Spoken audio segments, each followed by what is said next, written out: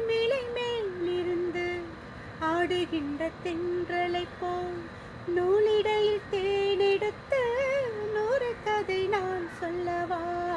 ஆலமிலை மேலிருந்து ஆடுகின்ற தென்றலை போல் நூலிடையில் தேனெடுத்து நூறு கதை நான் சொல்லவா.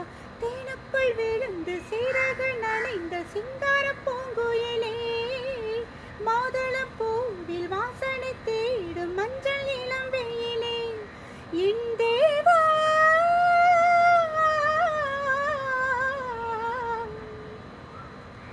சின்ன பொண்ணுதான் வெக்கப்படுது அம்மா அம்மாடி, அது உன்னை நினைச்சு கண்ணன் சேவக்குது சும்மா சும்மாடி.